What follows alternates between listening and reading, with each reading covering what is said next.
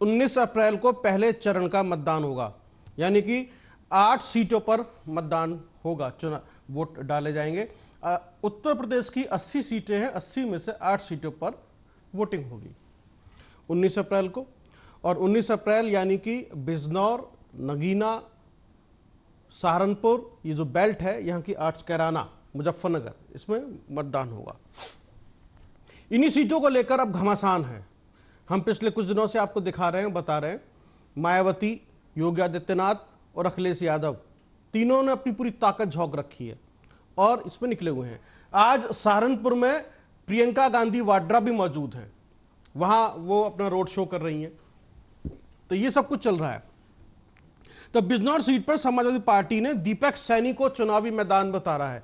वहीं सीट पर एनडीए गठबंधन की तरफ से रालोद के प्रत्याशी चंदन चौहान है और वहीं सीट पर पूर्व सीएम मायावती की पार्टी बहुजन समाज पार्टी ने विजेंद्र सिंह को चुनावी मैदान में उतारा है।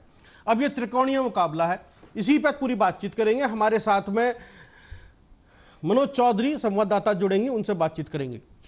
आज राहुल गांधी और अखिलेश यादव गाजियाबाद के रेडिसन ब्लू होटल में भी मौजूद थे, एक संयुक्त प्रेस कॉन्फ्रेंस की। 7 साल बाद दोनों एक साथ एक मंच पे दिखाई दिए। आज 7 साल बाद वहां से उन्होंने देश के प्रधानमंत्री नरेंद्र मोदी को भ्रष्टाचार का चैंपियन कहा है, इस तरह की बातें कही और कहा कि 150 पे सिमट जाएगी एनडीए, भारतीय जनता पार्टी। तो आखिरकार क्या होने वाला है? तो बिजनौर से मनोज चौधरी जुड़ रही हैं और बात करेंगे उनसे कि क्या क्या कहा है अखिलेश यादव ने आज बिजनौर के अंदर, और जिस तरीके से कह रहे हैं कि जो 400 पार का नारा दे रहे हैं उनको 400 सीटें हरवा दो। तो ये पूरी तरह से, आइए एक बाइट सुनाते हैं आज गाजियाबाद की प्रेस कॉन्फ्रेंस में क्या कहा अखिलेश यादव और राहुल गांधी ने। सबसे पहले उस पर नजर डालते हैं। इंडिया गठबंधन समाजवादी पार्टी देना चाहती है और जब मौका मिलेगा तो उस पक्ष में काम करेगी। वहीं बड़े पैमाने पर नौजवानों की नौकरी छीनी और ये जानबूझ करके पेपर लीक कर रहे हैं। उत्तर प्रदेश में बीजेपी की सरकार है, जहां से पेपर लीक हो रहा वहां बीजेपी की सरकार है। जब इतना सुरक्षा का इंतजाम किया इन्होंने, उसके बाद आखिरकार क्यों पेपर लीक हो रहे हैं? और जब पहली बार पेपर लीक हुए उसी समय सरकार क्यों सावधान नहीं हुई? सरकार जानबूझ करके पेपर लीक इसलिए करा रही है क्योंकि वो आरक्षण नहीं देना चाहती, वो सरकार नौकरी नहीं देना चाहती। और इनके पास बताने को क्या है? बड़े बड़े बीजेपी को मुझे लग रहा था 15-20 दिन पहले 180 तक जाएंगे, अब मुझे लग रहा है 150 तक जाएंगे। हर स्टेट में हमें रिपोर्ट मिल रही है कि हमारा चुनाव इंप्रूव कर रहा है और अंडर करंट है। जहां तक गठबंधन की बात है, यूपी गठबंधन की बात है, बड़ा पावरफुल गठबंधन है। पूरा देश जानता है कि प्रधानमंत्री भ्रष्टाचार के चैंपियन है। कुछ दिन पहले प्रधानमंत्री ने एएनआई को बहुत लंबा इंटरव्यू दिया, स्क्रिप्टेड था मगर फ्लॉप शो था। प्रधानमंत्री जी कहते हैं कि इलेक्टोरल बॉन्ड्स का सिस्टम ट्रांसपेरेंसी के लिए लाया गया, राजनीति को साफ करने के लिए लाया गया। अगर यह सच है तो उस सिस्टम को सुप्रीम कोर्ट ने रद्द क्यों किया? ये जो है इलेक्टोरल बॉन्ड्स का जो स्कीम है, ये दुनिया का सबसे बड़ा एक्सटॉर्शन का स्कीम है। हिंदुस्तान के सारे बिजनेसमैन इस बात को समझते हैं, जानते हैं, और प्रधानमंत्री जितनी भी सफाई देना चाहें कोई फर्क नहीं पड़ने वाला। आज किसान दुखी है। तमाम जो वादे किए थे, भारतीय जनता पार्टी की हर बात झूठी निकली, उनके वादे झूठे। न किसान की आय दोगुनी हुई, न नौजवान को नौकरी रोजगार मिला, और जो सपने दिखाए थे, नैतिकता का बुलबुला था, वो भी टूट गया। अगर हम सावधान रह करके मतदान करेंगे और अपने बूथ की चौकीदारी करेंगे तो भारतीय जनता पार्टी का सफाया होगा। आने वाले चुनाव में ये देश का चुनाव है। देश की जनता बदलाव चाहती है और बदलाव की हवा पश्चिम से, उत्तर प्रदेश से चल रही है। और मुझे पूरा उम्मीद है आने वाले समय में इंडिया गठबंधन और नई सरकार देश में दिखाई देगी। बीजेपी सुना दो हमने सुनवाया, एक बाइट अखिलेश यादव की बिजनौर से वो बोल रहे थे, और एक दो बाइट हमने आपको सुनवाई जो सुबह आज गाजियाबाद में दोनों राहुल गांधी और अखिलेश यादव मौजूद थे, वहां से उन्होंने दोनों ने कहा। तो ये 7 साल बाद दोनों एक साथ दिखाई दिए गाजियाबाद में, और रामनवमी के दिन वो भी गाजियाबाद में, उत्तर प्रदेश में, ना दिल्ली से, ना मेरठ से, ना लखनऊ से, गाजियाबाद से। ये इस पर भी चर्चा होगी। फिलहाल मनोज चौधरी हमसे जुड़ चुकी हैं, मनोज चौधरी से बात करते हैं। बिजनौर में 19 अप्रैल को मतदान है मनोज, और जो स्थिति बनी हुई है इस वक्त क्या है, और चुनाव प्रचार किस दिन खत्म हो रहा है? जी, आज चुनाव प्रचार का आखिरी दिन था, क्योंकि बिजनौर में 19 अप्रैल को पहले चरण में मतदान होना है, और आज पूर्व मुख्यमंत्री अखिलेश यादव और ने चुनावी जनसभा को संबोधित किया। साथ ही आप पार्टी के संजय सिंह ने बीजेपी पर काफी प्रहार करते हुए बीजेपी पर प्रहार किया और जनसभा को नजीब आवाज से संबोधित किया। जी, तो सबसे इम्पोर्टेंट यह है कि संजय सिंह ने क्या कहा, किस तरह की बातें कही? जी, संजय सिंह का कहना है कि बीजेपी ने देश की सारी पूंजीपतियों के नाम कर दिए, चाहे रेल हो, सरकारी संपत्ति हो, सब अडानी और अंबानी के इशारे पर बेची और खरीदी जा रही हैं। ठीक है, आम आदमी पार्टी का किस तरह का प्रभाव है बिजनौर के अंदर? क्या संजय सिंह का कुछ असर पड़ रहा है बिजनौर के अंदर?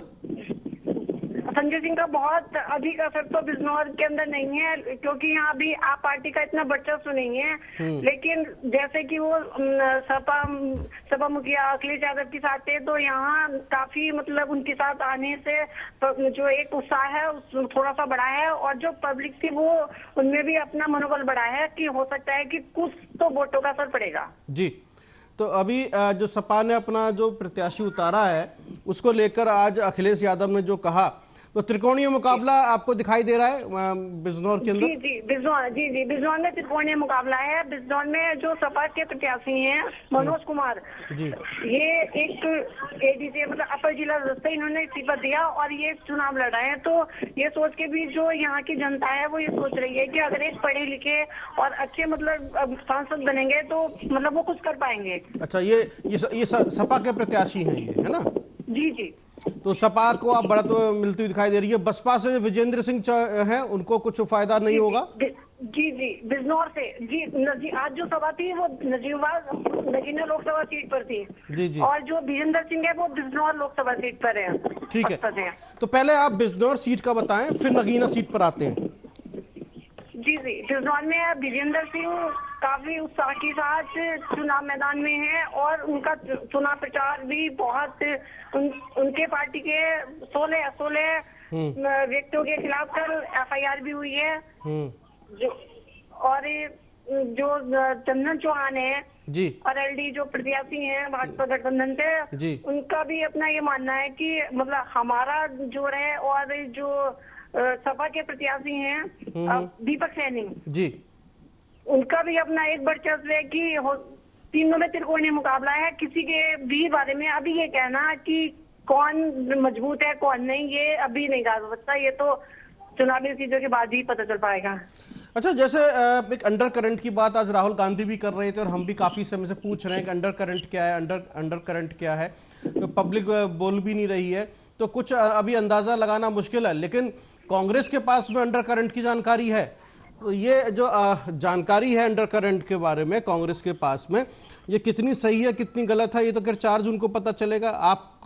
लेकिन आप किसी भी नतीजे पर नहीं पहुंच पा रही अंडर करंट क्या है? जी, मैं बताता हूँ अंडर करंट क्या। इस बार ऐसा लग रहा है यहाँ पे चुनाव में दोनों सीटों पर कि जैसे कि साइलेंट चुनाव है। मतलब जो मतदाता है वो काफी मतलब किसी से बोलना या किसी से बताना कि हम कहाँ हमें मतदान करना है कहाँ नहीं करना है, साइलेंट है, कुछ पता ही नहीं चल पा रहा है कि मतलब जो इलेक्शन का जो है वो किधर वोट जो है वो किधर जाना है, या मतदाता का मूड क्या है। एक बिल्कुल ठोस उसके साथ नहीं बता सकते कि ये मतलब मतदाता किधर जा रहा है। तो ये जो मतदाता इस बार ऐसा कर रहा है, इसको आप किस तरीके से देखते हैं अपनी पत्रकारिता के अनुभव के आधार पर? इसका क्या फायदा है या नुकसान है पॉलिटिकल पार्टीज को? जी, इसका पत्रकारिता के हिसाब से नुकसान है, क्योंकि जब मतदाता का यही नहीं मतलब पता चल पा रहा है कि मतदाता का मूड क्या है क्या नहीं है, इससे साइलेंट चुनाव है इस बार। लेकिन जो बिजनौर में जैसे त्रिकोणीय मुकाबला है तो वहाँ विजेंद्र सिंह की स्थिति भी काफी मजबूत है, बीजेपी की जो आरएलडी के प्रत्याशी है उनकी भी काफी मजबूत है, और जो सपा के प्रत्याशी हैं उनकी भी काफी मजबूत स्थिति है। सब अपने अपने आप को मजबूत स्थिति में मान रहे हैं। नहीं, वो तो खैर राजनीति में होता है कि अपने आप को कॉन्फिडेंट दिखाया जाता है और मजबूत प्रत्याशी दिखाया जाता है, तभी जनता उसकी तरफ अट्रैक्ट होती है। लेकिन जातिगत जो समीकरण है वो भी कहीं ना कहीं इस बार चुनाव को प्रभावित जरूर करेंगे। जी, तो बीजेपी के लिए राह थोड़ी कठिन लग रही है आपको, ऐसा? हाँ, बीजेपी के लिए राह कठिन, बहुत आसान नहीं है। आसान नहीं है। और बीजेपी ने जो अपना ओबीसीकरण किया या फिर जिस तरीके से ग्रास रूट लेवल पर काम किया उसकी भी एक इम्तिहान है। यानी कि इस बार का लोकसभा चुनाव जो है इन जो 8 सीटों पर होने जा रहा है ये एक इम्तिहान है, और पता चलेगा किसको जनता की नब्ज पता चली, किसको नहीं पता चल पाई, जिसकी वजह से क्योंकि उसका असर दिखाई देगा, क्योंकि अपने अपने सर्वे के आधार पर ही मैनिफेस्टो तैयार किया जाता है, उसी के आधार पर चुनावी भाषण दिए जाते हैं, जिससे कि जनता जो है उनकी तरफ आ सके और वो मतदान कर सके। और नगीना की हम बात करें या जैसे तो वहाँ पे क्या स्थिति है? नगीना में भी त्रिकोणीय मुकाबला है, क्योंकि अपने आप में जो चंद्रशेखर हैं जी उनकी भी स्थिति काफी मजबूत दिखाई दे रही है, क्योंकि अब यहाँ मुस्लिम वोट जो है, जो सबसे ज्यादा मुस्लिम बाहुल्य क्षेत्र है नगीना सीट, लेकिन वहाँ भी अभी जो मुस्लिम है उनका यही नहीं पता चल पा रहा है अभी तक कि वो किस तरफ जा रहे हैं। और अभी यही है कि उनका अभी दो तरफ है कि हम चंद्रशेखर के साथ जाएं या फिर सपा के साथ जाएं। अच्छा, चंद्रशेखर अभी ये तय ही नहीं कर पा रहा है मतदाता, अभी मुस्लिम वोट ये तय ही नहीं कर पा रही है कि हमें किधर जाना है। अभी इनकी आपस में तो सुना जा रहा है कि मीटिंगें चल रही हैं कि जिधर भी जाएंगे ये एक ही साथ जाएंगे। अच्छा। लेकिन बिजनौर की जो सीट है उस पर मुस्लिम वोटों का बंटवारा नहीं है। अच्छा, जबकि 19 तारीख, हाँ 19 अप्रैल को मतदान होना है, लेकिन अभी तक नगीना पे फैसला मुस्लिम वोटर नहीं कर पाया है। तो इसमें फैसला नहीं कर पाया है, तो ये जो इनके जो पैरोकार हैं या फिर इनके जो बने हुए हैं ठेकेदार, वो लोग कौन हैं जो इस तरह की इनसे मंत्रणा कर रहे हैं कि आपको वोट किसको डालना है? बात हुई है, उन्होंने बताया कि अभी हम लोगों का ये नहीं कंफर्म नहीं हो पा रहा है कि हमें किस तरफ जाना है। अगर चंद्रशेखर मजबूत स्थिति में है और वो जो एससी वोट काफी मजबूत स्थिति में काट लेते हैं तो हम इधर चले आएंगे, और नहीं होते तो फिर हम सपा में चले आएंगे। ठीक। जबकि चंद्रशेखर का जो रिकॉर्ड है वो जितनी बार भी उन्होंने चुनाव लड़ाया उनको अच्छे वोट नहीं मिले हैं। वो अच्छे वक्ता तो हैं, अच्छे ढंग से बोलते हैं, बात करते हैं, लेकिन एक चुनावी राजनीति में देखा जाए तो अभी उनकी पकड़ उतनी अच्छी नहीं है जमीन पर। जी, पकड़ नहीं है, लेकिन जो नगीना सीट पर जो बसपा के जो विधायक भी रह चुके हैं, पूर्व विधायक गाजी हैं यो और जो है वो सब उन्हें अच्छी तरह से चुनाव लड़ा रहे हैं। और जो नेहटौर विधानसभा क्षेत्र है उसमें सपा बहुत कमजोर है और चंद्रशेखर की जो है उनकी स्थिति काफी मजबूत है जी, क्योंकि कुछ जो बसपा के जो विधायक रह चुके हैं पहले वो भी चंद्रशेखर को इस समय मतलब एक तरीके से चंद्रशेखर के लिए खोने वाला कुछ नहीं है, पाने वाली स्थिति है सारी कि पाएंगे ही पाएंगे, क्योंकि पाएंगे ही पाएंगे। अगर वो जीत जाते हैं तो उनका एक खाता खुल जाएगा, है ना? जीतने तो नहीं है, जीतेंगे नहीं, क्योंकि यहाँ टक्कर जो है वो सपा और भाजपा में ही है। सपा और भाजपा में है जी, बिजनौर सीट पे भी और नगीना लोकसभा सीट पे भी। ठीक है, तो भाजपा से नगीना सीट से कौन खड़े हैं? भाजपा से जो पूर्व मौजूदा विधायक है उन कुमार नेहटौर विधानसभा क्षेत्र के जो हैं जी, वो भाजपा के विधायक हैं, उन्हें नगीना लोकसभा सीट से प्रत्याशी हैं वो। चलिए ठीक है, मौजूदा विधायक हैं। ठीक। तो कल आज रात से जो है चुनाव प्रचार बंद हो जाएगा और उसके बाद जो है आचार संहिता है ना लग जाएगी और मतदान 19 अप्रैल की सुबह से मतदान शुरू हो जाएगा। कितने बजे सुबह मतदान शुरू हो रहा है और कितने पोलिंग बूथ बनाए गए हैं? अभी ये कंफर्म नहीं हो पाया है क्योंकि हमारे पास अभी ये वो नहीं आई है, तो उसके बारे में मैं पूरी तरह से कंफर्म नहीं बता सकती हूँ। नहीं, बिजनौर के सूचना विभाग से आपके पास फोन तो आया होगा ना कि आप अपना पास बनवा लीजिए और जिससे कि आप जो है उसमें जा सकें। जी, पास बनवाने के लिए तो आया है, लेकिन अभी जैसे वो हमें जो आंकड़े इकट्ठे देते हैं वो अभी उन्होंने नहीं दिए। शायद मतलब शाम तक पता चल जाएगी कितने बूथ हैं, कितना क्या है। अच्छा। अभी ये आंकड़ा नहीं आया आपके पास में कितने पोलिंग बूथ बने हैं, कहाँ पे क्या है। तो 19 अप्रैल की सुबह से आप हमें ग्राउंड रिपोर्ट देंगी कि किस पोलिंग बूथ पे कितना जो है वोट पड़ रहा है, किस तरह से हो रहा है, पब्लिक ओपिनियन क्या है। पूरी कोशिश करेंगे हम आर्या चैनल के सभी दर्शकों को बताने की कोशिश करेंगे कि पश्चिमी उत्तर प्रदेश के पहले चरण के मतदान में जो 8 सीटों पर मतदान होने जा रहा है 19 अप्रैल को, यानी कि 48 घंटे बाद 19 अप्रैल को मतदान होगा। सुबह लगभग 6 बजे से मतदान शुरू हो जाना चाहिए, लेकिन 7 बजे की उम्मीद की जाती है। लगभग 7 बजे से मतदान शुरू हो जाएगा और शाम के 6 बजे तक मतदान चलेगा। कितने % मतदान होगा 19 अप्रैल को, ये हमें शाम तक पता चलेगा। और उसके बाद एक तरीके से 19 अप्रैल से भारत के लोकतंत्र का या लोकसभा चुनाव का चुनावी उत्सव शुरू हो जाएगा, उसका आगाज हो जाएगा 19 अप्रैल से।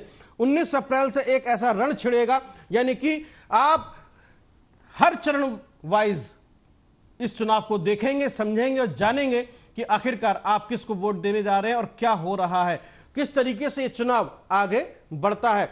26 अप्रैल को इसके बाद जो है दूसरे चरण का मतदान होगा पश्चिम उत्तर प्रदेश में, जिसमें गाजियाबाद और नोएडा जैसी हॉट सीटें शामिल हैं। तो 19 अप्रैल को यूपी के अंदर 8 सीटों पर मतदान होगा। हम पूरे सिलसिलेवार आपको बताएंगे कि 19 अप्रैल को किन किन सीटों पर मतदान होना है और कौन कौन से राज्यों में मतदान होगा। हमारे वहां से रिपोर्टर हमारे साथ जुड़ेंगे और पल पल की जानकारी हमें देंगे। तो तैयार हो जाइए 19 अप्रैल को कि क्या होने जा रहा है, और आर्या चैनल के माध्यम से हम सभी पूरी रिपोर्ट आपको देंगे। फिलहाल मनोज, बहुत बहुत धन्यवाद। आपने हमें बताया कि त्रिकोणीय मुकाबला है बिजनौर की सीट पर, नगीना की सीट पर आमने सामने की सीधी टक्कर है सपा गठबंधन और भारतीय जनता पार्टी के अंदर। चंद्रशेखर कितने वोट लेकर आएंगे, उनको अपनी सियासी जमीन की हकीकत पता चलेगी। अच्छे वक्ता तो हो सकते हैं, लेकिन चुनावी राजनीति में वो कहां खड़े हैं इस लोकसभा चुनाव से उनको पता चलेगा। बहुत बहुत धन्यवाद। देखते रहिए आर्या न्यूज।